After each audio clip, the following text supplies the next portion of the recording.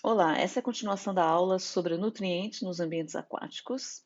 Eu vou falar hoje sobre fósforo e silício, e essa aula é da disciplina Introdução à Limnologia, parte 1. Meu nome é Silvia Kawakami, eu sou professora da UFPA.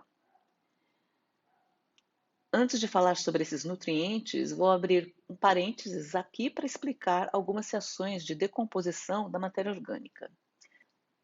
Nessa tabela temos as reações de oxidação da matéria orgânica. A matéria orgânica é representada aqui pela fórmula mínima CH2O, e essa oxidação pode ocorrer por diferentes agentes oxidantes. Na decomposição e respiração aeróbica, isto é, a oxidação da matéria orgânica ocorre com o envolvimento do oxigênio. E a gente observa uma liberação de energia de 475 kJ por mol. Para as demais reações de decomposição da matéria orgânica, a gente pode observar um decréscimo nessa liberação de energia, né? Então, a decomposição aeróbica é a que fornece uma quantidade de energia maior. Na aula anterior, nós vimos também que pode ocorrer denitrificação, né? A matéria orgânica ela pode ser oxidada com auxílio do nitrato, né? Aí a gente tem a decomposição da matéria orgânica e a formação de nitrogênio molecular, que é um gás, né? A gente observa também a formação de CO2, bicarbonato. A redução do manganês também é uma opção para a degradação da matéria orgânica na ausência de oxigênio, né? Então aqui a gente pode observar a matéria orgânica sendo oxidada através do óxido de manganês 2. E aí ocorre a formação, né, do manganês 2+, e bicarbonato. A redução do ferro também é possível de se observar, né? Aí os hidróxidos de ferro 3 é que atuam na decomposição da matéria orgânica. Aí nessa situação se observa a formação de ferro 2+. O sulfato também, a gente viu um exemplo, né, da matéria orgânica sendo decomposta, com a ação do sulfato e formação de gás sulfídrico, né? E pode acontecer também a metanogênese, que é um processo de fermentação da matéria orgânica e que ocorre por meio de um conjunto de bactérias em condições anaeróbicas. Aqui nós vemos as etapas envolvidas na metanogênese. Diferentes micro-organismos atuam nessas etapas de forma simultânea e os compostos orgânicos complexos de peso molecular grande, como as proteínas, carboidratos e lipídios, sofrem hidrólise. Aí nessa primeira etapa, então, os compostos orgânicos grandes, complexos, são quebrados com auxílio da água para a formação de compostos menores, compostos orgânicos mais simples, como os açúcares, aminoácidos, ácidos graxos, álcoois. Esses compostos menores sofrem fermentação, que leva a produtos intermediários.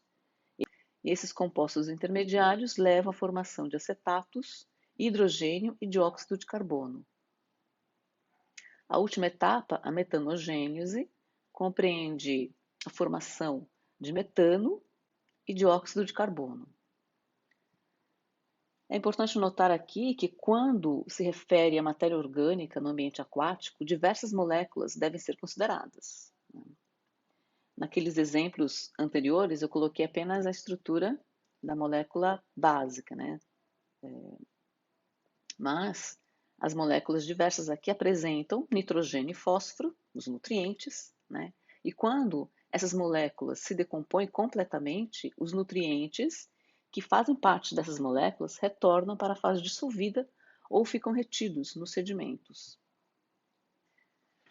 O fósforo, assim como o nitrogênio, também é biolimitante. Isso significa que concentrações baixas de fósforo levam à limitação do crescimento fitoplânctônico e, consequentemente, a uma redução da produção primária e secundária.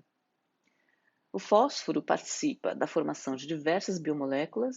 A gente viu exemplos na aula passada, também com a formação do material genético, né, DNA e RNA. O fósforo participa da molécula ATP, adenosina trifosfato. Essa molécula armazena e transporta energia, né? O fósforo ele pode ser introduzido no ambiente aquático por fontes naturais ou antropogênicas. As naturais envolvem o intemperismo e lixiviação das rochas, das bacias de drenagem, decomposição da matéria viva e detritos. As fontes antropogênicas envolvem despejo de esgotos, drenagem agrícola, aporte atmosférico. Nessa figura estão esquematizadas as etapas do ciclo do fósforo. O intemperismo sobre as rochas leva à lixiviação de fósforo para as águas dos rios e lagos. O fósforo dissolvido pode ser incorporado pelos produtores primários e secundários, ou então se associar ao material particulado e ao sedimento. O fósforo pode formar complexos estáveis com argila e hidróxidos, e as formas orgânicas e inorgânicas podem alcançar os oceanos por meio dos rios e drenagem dos solos. As formas orgânicas do fósforo presentes nas plantas atingem o solo através do decaimento, ou seja, decomposição, degradação da matéria orgânica, e no solo o fósforo pode ser assimilado novamente pelas plantas, bactérias, ou ser lixiviado para as águas dos rios e oceanos.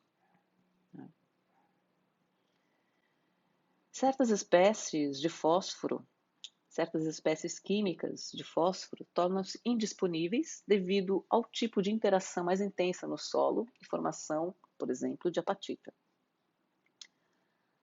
Na água do oceano, o fósforo dissolvido pode ser aproveitado pela biota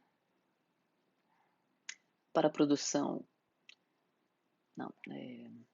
Na água do oceano, o fósforo pode ser aproveitado pela biota ou sedimentar e formar depósitos nos sedimentos. Com o passar do tempo, dentro da escala geológica, o fósforo pode retornar para as formações minerais. Devido à exploração das rochas fosfáticas para a produção de fertilizantes, já se nota certo esgotamento desse recurso, principalmente em regiões como a África do Sul. As maiores reservas de rochas fosfáticas se encontram no Marrocos, nos Estados Unidos, na Jordânia e também na China. Cerca de 85% das reservas estão nesses locais. E a prática agrícola é responsável por 90% do consumo desse recurso. E se medidas não sustentáveis para o uso de fósforo não forem tomadas, estima-se que até 2050 já haja esgotamento com comprometimento da segurança alimentar. Aqui nessa figura a gente não observa, está faltando aqui nessa figura a utilização do fósforo para a agricultura. Nessa tabela estão elencadas as principais espécies de fósforo no ambiente aquático. O fósforo pode se apresentar na forma inorgânica ou orgânica. Como forma inorgânica dissolvida, temos os íons de hidrogênio fosfato e ortofosfatos. Os íons ferro e cálcio podem formar complexos com os fosfatos. As formas insolúveis de fósforo são os complexos fosfato-argilas, complexos metal-hidróxidos, minerais como a apatita. Já o fósforo orgânico dissolvido compreendem substâncias como fosfatases, enzima, fosfolipídios, fosfoproteínas. E o fósforo orgânico insolúvel é aquele que está incorporado nos seres vivos ou na matéria detrítica, matéria morta.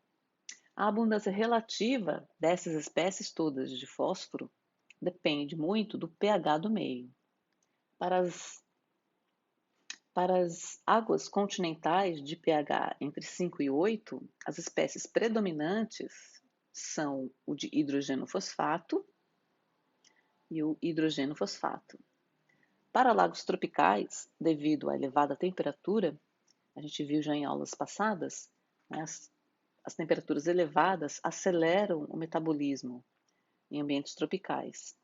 Então, o metabolismo dos organismos aumenta consideravelmente, de modo que as formas de fosfato são rapidamente consumidas. O ciclo do fósforo envolve também diversas etapas.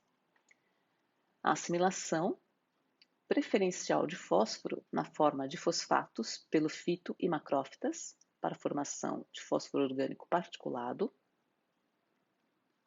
Consumo: o fitoplâncton e macrófitas são consumidos ao longo da cadeia trófica e dessa forma o fósforo é transferido para níveis tróficos superiores.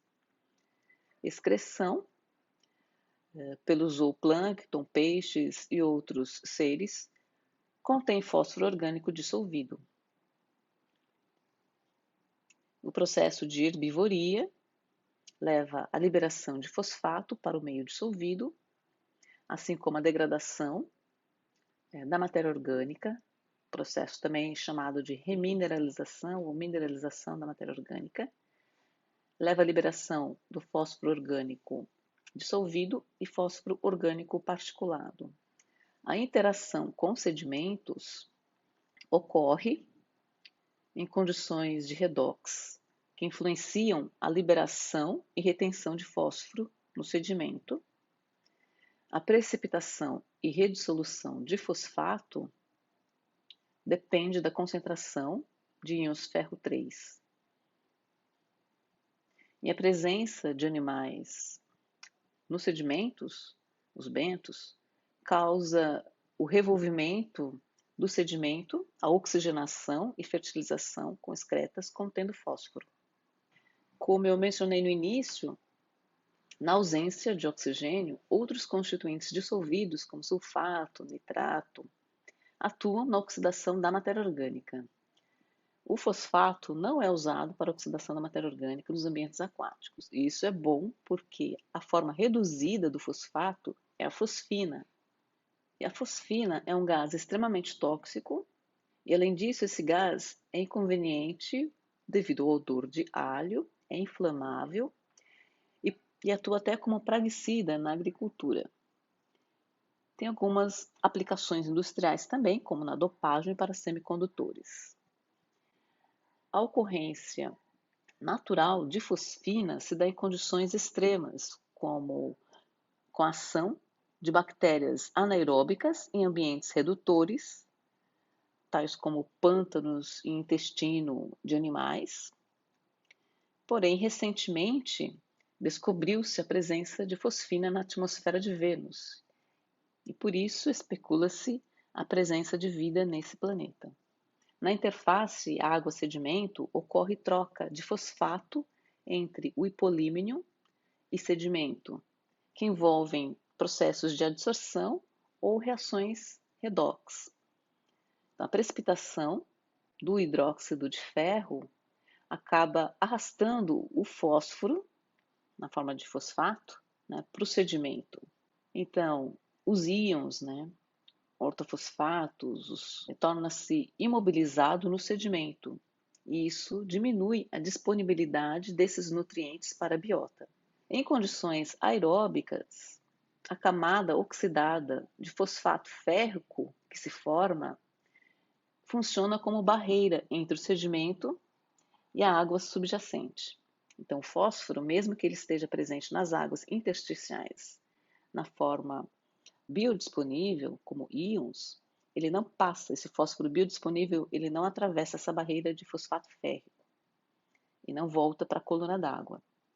Em condições anaeróbicas, no entanto, essa camada sofre redução com decorrente liberação de fosfato do sedimento para a coluna d'água. A absorção de fosfato em argila é muito importante em ambientes tropicais, como no caso das águas amazônicas, devido ao alto conteúdo de argila nas águas. Então, a absorção ela pode ocorrer por duas formas principais: por ligação química, pois A carga negativa do fosfato interage com a superfície da argila, que é carregada positivamente. Pode ocorrer também troca iônica. Os fosfatos substituem os silicatos da argila e essa troca iônica é favorecida em pH ácido. E existe uma relação, né, entre fosfato com os íons manganês, alumínio e cálcio. Em pH baixo, observa-se a absorção do fosfato em complexos com alumínio e manganês. Já em pH alto, a preferência é a absorção do fosfato em cristais de carbonato de cálcio, com a formação de fosfato de cálcio. E aí nessa figura a gente pode ver várias etapas envolvidas no ciclo do fósforo. Então aqui o fósforo ele é aportado, é introduzido nesse corpo aquático, e aí o fósforo participa, né, na formação do fitoplâncton, plantas aquáticas. O fósforo é assimilado por esses organismos, né? E desses organismos, o fósforo pode ser transferido para níveis tróficos superiores, o plâncton, nécton, bentos. E dessa forma, o fósforo pode também voltar para a coluna d'água através da formação do fósforo orgânico particulado, né, excretas, detritos, desses seres todos. Esse material orgânico, esse fósforo orgânico particulado, por sua vez, pode ser decomposto por ação de bactérias, né? Pode ocorrer a formação do fósforo orgânico dissolvido por meio da excreção também, né, desses organismos todos diretamente na forma dissolvida, que por sua vez pode ser aproveitada pelas bactérias, né? E na coluna d'água, tanto o fósforo orgânico dissolvido quanto particulado e o inorgânico podem ser, mais uma vez, reaproveitados pelos organismos, né? Pode ser reciclado. Ou então, pode ocorrer precipitação dessas formas dissolvidas do fósforo. E essa precipitação depende das condições do hipolímnion, né? Se o hipolímnion, aqui as águas no fundo do lago, tiverem condições aeróbicas, o que nós podemos observar vai ser a formação, então, de uma camada oxidada, né? E essa camada oxidada faz com que o fósforo fique retido no sedimento. Agora, se o hipolímnion apresentar condições anaeróbicas, o que acontece é que essa camada oxidada aqui, ela é diminuída, né? Ela se desfaz, é dissolvida. E aí, com isso, ocorre a liberação de fósforo de volta para a coluna d'água. E durante esse processo, o ferro que estava, né, segurando o fosfato no sedimento, ele é liberado na forma de ferro 2+, e pode reagir com os sulfetos, formando o sulfeto de ferro. Nessa figura, temos um destaque para o papel das macrófitas. Novamente, como no caso do nitrogênio, as macrófitas contribuem para o ciclo desse nutriente. Como a camada oxidada na superfície do sedimento impede as trocas na interface água-sedimento, o fósforo fica retido na parte anóxica, abaixo dessa camada oxidada. As raízes conseguem penetrar na zona anóxica do sedimento e, dessa forma, o fósforo dissolvido é aproveitado e transportado para as outras partes da macrófita. Nas folhas e caules, com a queda e degradação dessas partes, tem-se o retorno do fósforo para a coluna d'água. Dessa forma, o fósforo pode ser também aproveitado pelos organismos que se associam às macrófitas, como o perifíton. Tanto macrófitas e perifíton vocês vão estudar melhor na parte 2 da disciplina. A concentração de fosfato pode servir para classificar os corpos d'água em estados tróficos. Concentrações de fosfato abaixo de 10 microgramas por litro, por exemplo, são indicativos de lagos oligotróficos. Os lagos mesotróficos podem conter entre 10 a 20 microgramas por litro de fosfato, enquanto os eutróficos apresentam concentrações superiores a 20 microgramas por litro. E como fica o perfil vertical do fosfato nos lagos? A gente viu o perfil do oxigênio dissolvido, das espécies químicas do nitrogênio, agora nós veremos para o fósforo. Em lagos de clima temperado, o perfil vertical do fosfato é função da produção do lago, ou seja, no lago ligotrófico, ocorre pouca variação na concentração do fosfato ao longo da coluna d'água, enquanto no lago eutrófico ocorre aumento na concentração de fosfato para as regiões do hipolímeno. Então, as águas profundas são enriquecidas com fosfato. Já para um lago de região tropical, o perfil vertical do fosfato é função da concentração do oxigênio dissolvido e da estratificação térmica. Aparentemente, a influência da atividade fitoplanctônica não parece ser a causa principal da distribuição do fosfato. Então, aqui nós podemos observar como fica a distribuição do fósforo ao longo da coluna d'água. Observem aqui as escalas para o oxigênio, para a temperatura e para o fósforo dissolvido. O oxigênio nesse lago oligotrófico apresenta o perfil ortogrado, apesar da temperatura indicar uma estratificação térmica do lago. Então, nesse lago oligotrófico, a produtividade é baixa e a concentração do fósforo, tanto na forma inorgânica dissolvida, quanto a forma total do fósforo, são homogêneos ao longo da coluna d'água. Já para um lago eutrófico, a gente pode observar aqui, olha, as concentrações do oxigênio dissolvido, as concentrações do fósforo, olha só como muda a concentração. Para a primeira situação, a concentração do fósforo, olha, chega a 6 no máximo, aqui a escala de 0 a 6 microgramas por litro. E aqui, acima de 400, a gente pode observar a escala para o fósforo dissolvido. Então, lagos eutróficos apresentam concentrações elevadas de nutrientes, a produção primária é elevada, porém, o fator que rege aqui a distribuição do fósforo ao longo da coluna d'água é a quantidade de oxigênio. A gente pode observar aqui um perfil clinogrado para o oxigênio. E a estratificação térmica também influencia na distribuição das espécies de fósforo. O fósforo tem uma concentração menor na superfície, porque ele é consumido para a produção primária, ele é incorporado aqui aos produtores primários, por isso a concentração é baixa. À medida em que a matéria orgânica vai sendo degradada, o fósforo retorna para a coluna d'água na forma dissolvida, por isso a concentração aumenta. A mesma coisa para o fósforo total. O fósforo total representa o somatório de todas as espécies do fósforo, tanto orgânicas quanto inorgânicas, dissolvidas. Para avaliar o potencial de eutrofização de um corpo d'água, pode-se comparar a razão nitrogênio e fósforo nas águas. Apesar do nitrogênio e do fósforo serem essenciais para a produção primária, em excesso, o que pode-se observar é a eutrofização cultural, que tem graves impactos para os ambientes aquáticos.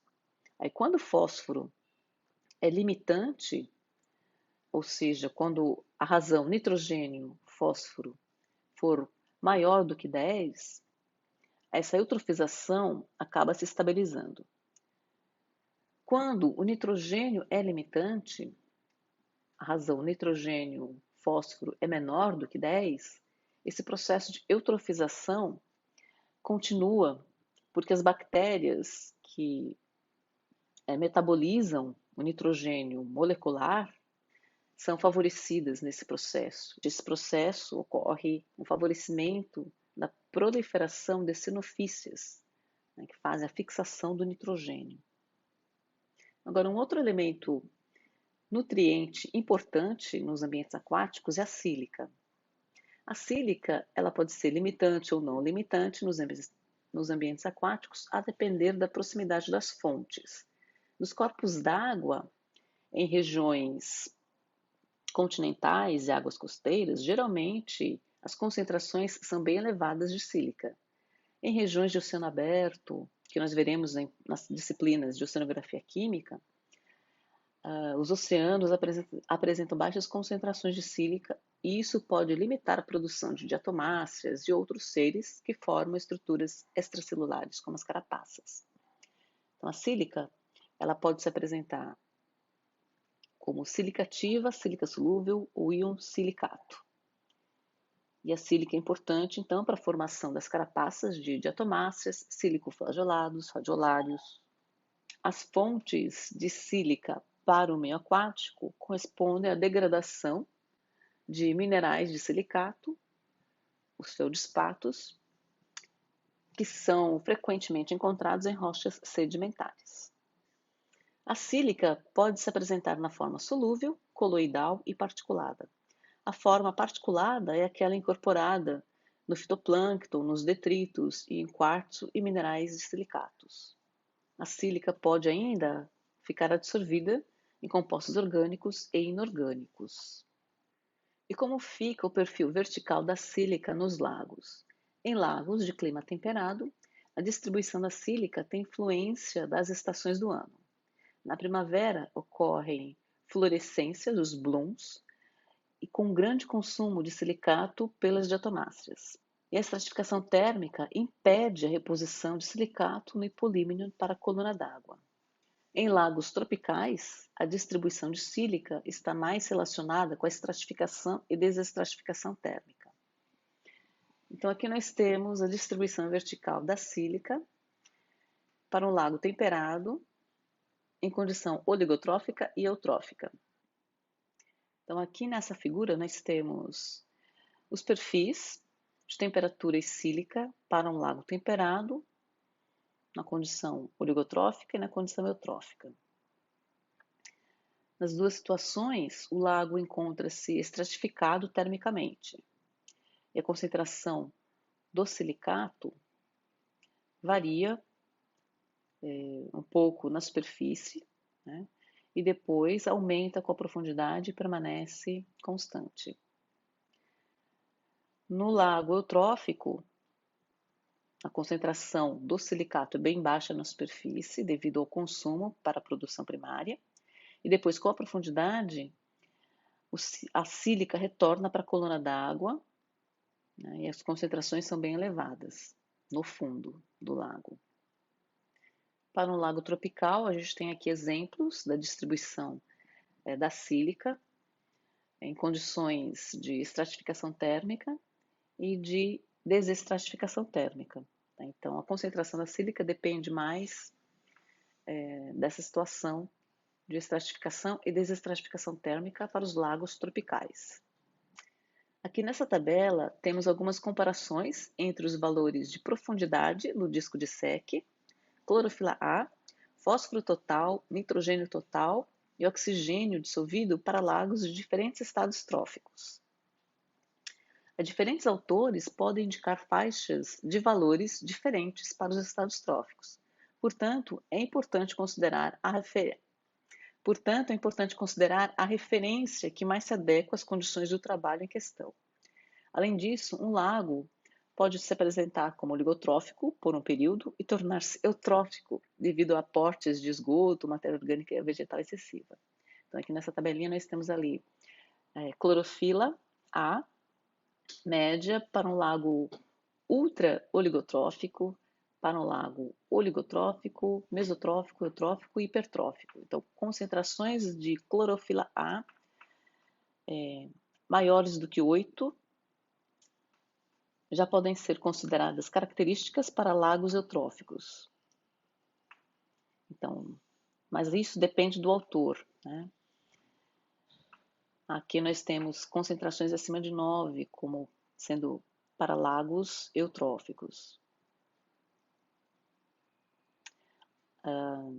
A profundidade do disco de Secchi também pode indicar se o lago é oligotrófico ou eutrófico, hipertrófico. E aqui para essa referência de 82, o disco de Secchi, a profundidade do disco de Secchi de 3 metros a 1,5 m já é lago eutrófico, enquanto para a outra referência aqui, a partir de 2 metros já é eutrófico. Muito bem. Como podemos, então, avaliar as características gerais dos lagos oligotróficos e eutróficos? Eu coloquei essa tabelinha aqui.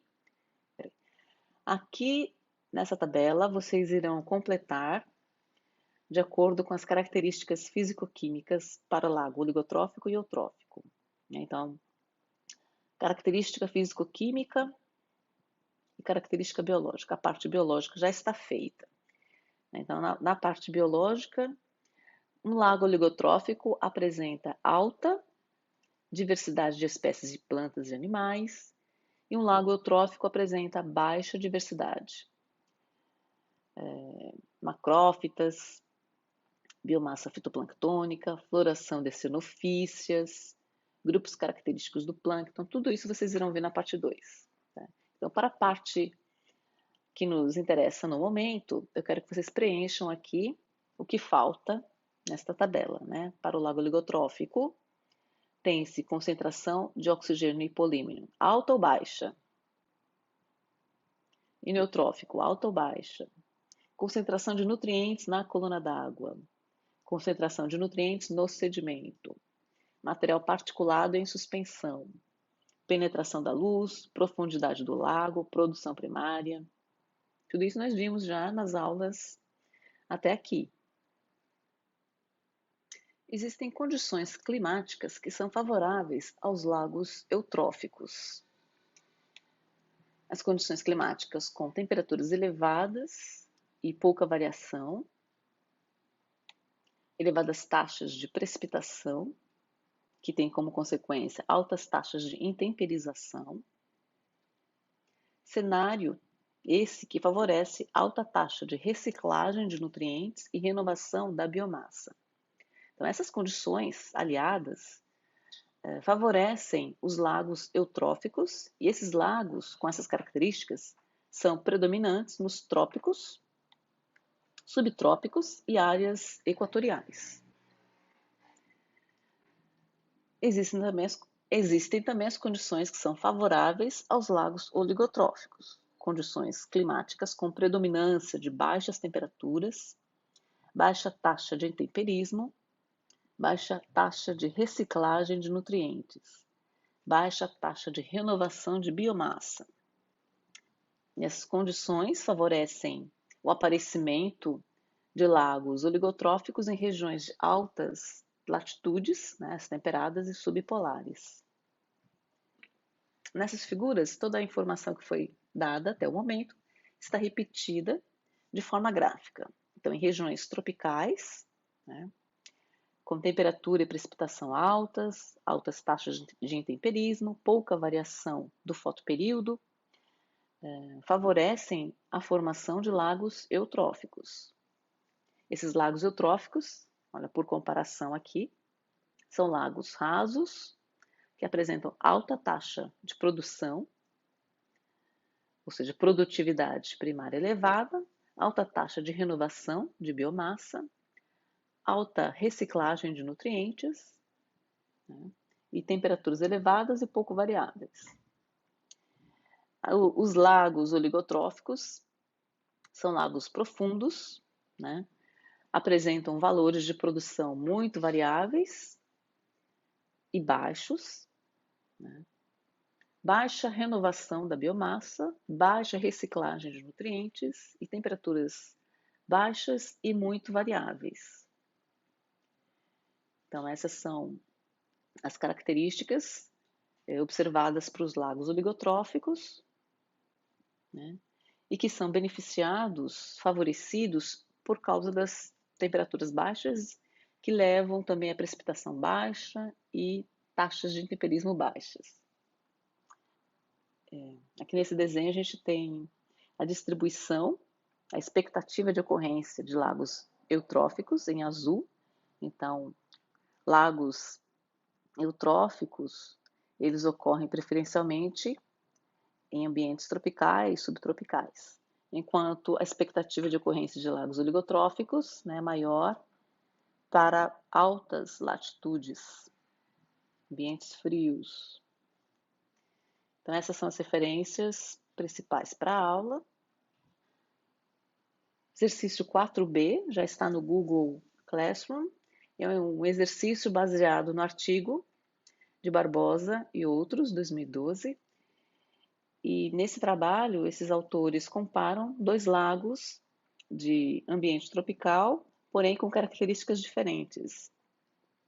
E é bem interessante porque nesse trabalho eles exploram todos os termos, todos os conceitos que nós vimos ao longo das aulas.